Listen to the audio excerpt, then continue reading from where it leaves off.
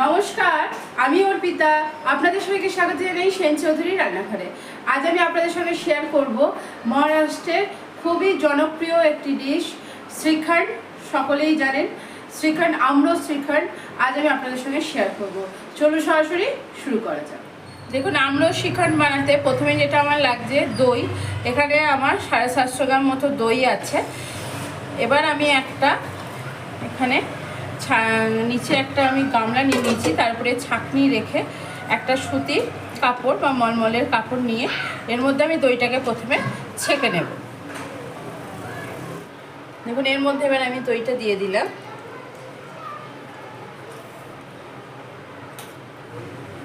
দেখুন, দইটা দিয়ে চারিদিক থেকে কাপড়টা এইভাবে ধরে প্রথমে আমি হাত দিয়ে একটুক্ষণ এটা চেপে জলটা কিছুটা বের করে দেব।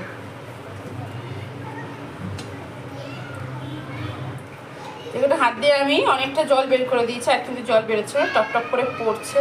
এবার আমি দইটাকে একটা জায়গায় রেখে আমি যে জলটা আছে, দেখুন কতটা জল বেরোলো, এই জলটাকে প্রথমে আমি ফেলে দেবো। আবার আমি গামলাটা দিয়ে দিলাম। গামলার মধ্যে আবার ছাঁকনিটা রেখে এবার দইটা আমি গামলার মধ্যে এইভাবে রেখে দিলাম, মুড়িয়ে। দেখুন, এখানে দইটা এইভাবে আমি নিয়ে নিয়েছি, মুখটা একটু বেঁধে দিয়ে। এবার আমি একটা ডিশ দিয়ে দেবো এর মধ্যে। ডিশটা ঠিকঠাক আছে। এবার এর মধ্যে আমি একটা ভারী পাথর চাপা দিয়ে দিলাম, দুটো। কিছু আপনাদেরকে ভারী কিছু এর মধ্যে দিতে হবে। এবার ভারী এটা দেওয়ার পর আমি এটা ফ্রিজে রেখে দেবো 4 থেকে 5 ঘন্টা মতো জল ঝরার জন্য। এটা জলটা ঝরে যায়, তারপর আমি আপনাদের সঙ্গে শেয়ার করছি কিভাবে শ্রীখণ্ডটা বানানো যায়। দেখুন, দইটা আমি এতক্ষণ চাঁক দিয়ে রেখেছিলাম, প্রায় 5-6 ঘন্টার মতো। জাঁক দেওয়ার পর আমি এবার এই ভারী যে পাথর দুটো রেখেছিলাম সরিয়ে নিলাম। প্লেটটাও কিন্তু আমি সরিয়ে নিলাম। দেখুন কতটা জল বেরিয়েছে, আশা করি দেখাতে যাচ্ছে আপনাদের। এবার আমি দইটা একটা জায়গায় ঢেলে নেব। দেখুন, এবার দইটা আমি বেঁধে রেখেছিলাম সে জায়গাটা খুলে, যেহেতু আমার কাপড়টা একটু বড়, আপনারা চাইলে কিন্তু একটু ছোট কাপড়ও নিতে পারেন।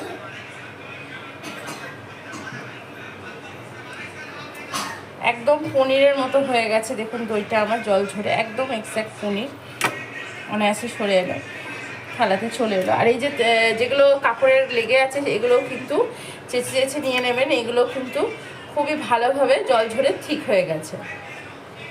এখন এইভাবে চাকু দিয়ে আস্তে আস্তে আস্তে আস্তে টেনে নিলে দইগুলো কিন্তু চলে আসবে। দেখুন, আমি পুরো কাপড়টা থেকে নিয়ে নিয়েছি দইটা। এখানে দেখুন আমি আম নিয়ে নিয়েছি। এখানে আমি একটা বড় সাইজের আর একটা ছোট সাইজের আম নিয়েছি। আমি কিন্তু বেশি আম নিইনি।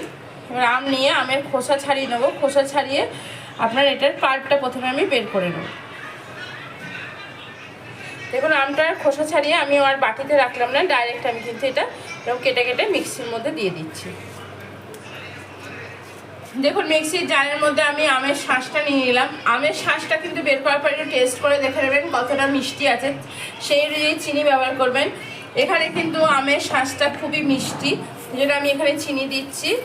জাস্ট 2 টেবিল স্পুন আমি এখানে চিনি ব্যবহার করলাম। এই চিনিটা দিয়ে আমটাকে আমি খুব ভালো করে প্রথমে ব্লেন্ড করে নেব। আর অন্যদিকে দেখুন, এখানে আমি দইটা নিয়ে নিয়েছি।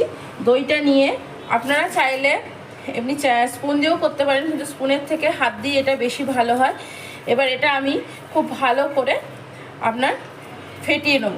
যেমন করে শর্ট থেকে হাত দিয়ে দিয়ে দিয়ে মেজে মেজে আমরা ঘি বের করি, ঠিক সেইভাবেই কিন্তু আমি এই দইটাকে খুব ভালো করে হাত দিয়ে ফাটালে বেশি ভালো হয়, ফ্লাপিনেসটা খুব ভালো আসে।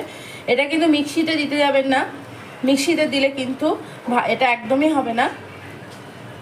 ঠিক হাত দিয়ে এটাকে এবার আমি প্রায় 4-5 মিনিট মতো খুব ভালো করে এটা ফেটিয়ে নেবো। ঠিক হাতের আঙুলগুলো এইভাবে দিয়ে কন্টিনিউয়াসলি এইভাবে ফেটিয়ে নেবো। আর একই ডিরেকশনে ফাটাবেন, জিগজ্যাগ ডিরেকশনে কিন্তু ফাটাবেন না। যত এইভাবে হাত দিয়ে দিয়ে ফাটানো যাবে তত কিন্তু দইটা ফ্লাপি হবে।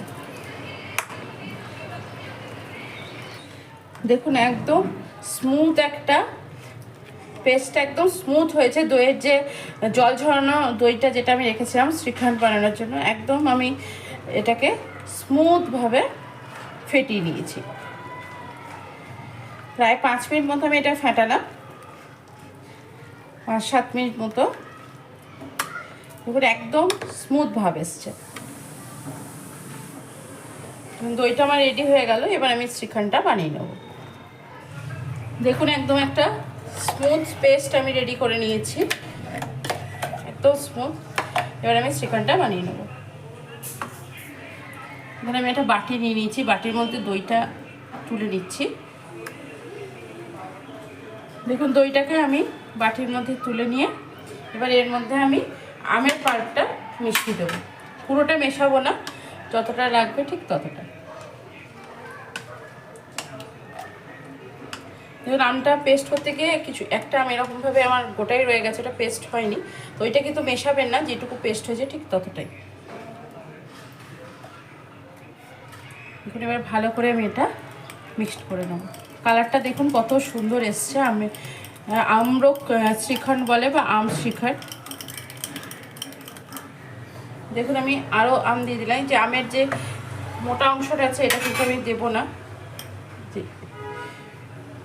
দেখুন এই মোটা অংশটা কিন্তু আমি দেবো না, এটা আমি তুলে রাখবো। দেখুন পুরো 1.5খানা, মানে একটা বড় সাইজে একটা মাঝারি সাইজে, সেজন্য আমি 1.5খানা বললাম। পুরো 1.5খানা আমি কিন্তু আমার লেগে গেল। এটা জাস্ট এটা মিক্সড হয়নি ভালো করে, পেস্ট হয়নি বলে এটা আমি ব্যবহার করলাম না, এটা আমি রেখে দিলাম। দেখুন আমটা দিয়ে আমি কিন্তু আবারও একবার ভালো করে মিক্সড করে নিচ্ছি। দেখুন একবার এরকম একবার এরকম, এইভাবে জিগজ্যাগ করে ঘোরাবেন না, একই দিকে ঘোরাবেন। যদি ক্লকওয়াইজ ঘোরান ক্লকওয়াইজই ঘোরাবেন, যদি অ্যান্টি ক্লকওয়াইজ ঘোরান তো অ্যান্টি ক্লকওয়াইজই ঘোরাবেন। দেখুন আমার রেডি হয়ে গেল আমরা শ্রীখণ্ড। তা আপনাদের সঙ্গে শেয়ার করলাম আমি আমরা শ্রীখণ্ড বা আম শ্রীখণ্ড। মহারাষ্ট্রের খুবই জনপ্রিয় একটি খাবার, আপনারা সকলেই জানেন। তার থেকে কিন্তু বাজার থেকে কেনা বন্ধ, ঘরে বানিয়ে খাবেন। ভীষণ সুন্দর খেতে হয়, একদম বাজারের থেকেও খুব ভালো টেস্ট হয়, মার্কেটে যেগুলো কিনতে পাওয়া যায় তার থেকেও। আমি যেইভাবে বানালাম এরকম যদি আপনারা ফলো করে বানান এক্স্যাক্ট টেস্ট আসবে। আর আমার ভিডিওটি যদি ভালো লাগে অবশ্যই কিন্তু লাইক শেয়ার কমেন্টস করতে ভুলবেন না। চ্যানেলটিকে তো অবশ্যই সাবস্ক্রাইব করবেন, চ্যানেলটিকে সাবস্ক্রাইব করে কিন্তু আমার পাশে থাকবেন। এবার আপনাদের সঙ্গে কথা বলতে বলতে কিন্তু আমি সমানে এটাকে ফেটিয়ে গেলাম। একদম ফ্লাপি হয়েছে জিনিসটা, ভীষণ ফ্লাপি হয়েছে। এবার এটা আমি ফ্রিজে 2-2.5 ঘন্টা থেকে 3 ঘন্টা মতো এবার এটা আমি ফ্রিজে রেখে দেবো। এটা ফ্রিজে রেখে দিই একটু সেট হোক, তারপর আমি আপনাদেরকে দেখাচ্ছি এটা কতটা সুন্দর হয়েছে। দেখুন আমি আমরা শ্রীখণ্ডটা ফ্রিজে 2-3 ঘন্টা মতো রাখার পর আপনাদের সামনেই ঢাকা খুলছি। একদম সেট হয়ে গেছে, কতটা সুন্দর কালার এসছে। দেখুন কি সুন্দর হয়ে উঠে আসছে, একদম মার্কেট থেকে কিনে যে শ্রীখণ্ড খাওয়া হয় একদম এরকম। এইভাবে বানালে কিন্তু দেখুন আমি এখানে দিয়ে দিচ্ছি, আমি যেভাবে বলেছি এক্স্যাক্টলি এইভাবে যদি আপনারা বানান ভীষণ সুন্দর খেতে হবে। এরকম একদম সফট আর সিল্কি কিন্তু হবে শ্রীখণ্ডটা। দেখুন আমি যে তুলছি কতটা সফট হয়েছে, ফ্লাফি হয়েছে। আশা করি আমার ভিডিওটি আপনাদের ভালো লেগেছে। তো প্লিজ প্লিজ প্লিজ আমার পাশে থাকবেন, একটু শেয়ার করবেন সকলের সাথে। আজ এখানেই, ভালো থাকবেন, সুস্থ থাকবেন, আনন্দে থাকবেন, অনেক অনেক সুখে থাকবেন। আর আপনারা যদি চান এর ওপরে কিন্তু একটু আমের কুচি কুচি দিতে পারেন, কিন্তু আমি দিইনি, আমি একদম মার্কেটের মতো করেছি বলে আমি একদম কিন্তু এখানে আমের কুচি দিইনি।